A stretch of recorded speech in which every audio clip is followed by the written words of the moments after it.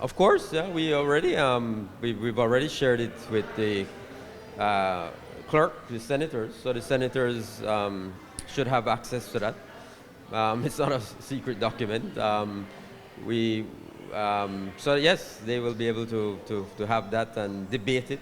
I already made the point that there's a process that this has to follow.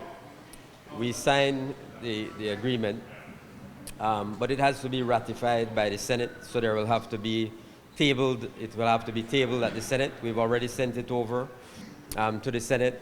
It will have to be debated there. We will have to respond to any questions and concerns raised by the senators. But there's also another limb which will require that we amend our domestic legislation, right? Domestic legislation. So for example, the Refugees Act will have to be amended. And so that will have to be taken to Parliament, to the House of Representatives. And there again, we will present that amended bill, and we'll have an opportunity to debate that and discuss that. So it will be a very open, transparent process. And then the final point is that, as I have said, and I said in my statement in the House on last Friday, this entire agreement will be underpinned by what we call operational procedures. Operational procedures. So the signing was just the beginning of the process. And we have to finalize those operational procedures between ourselves and the United States.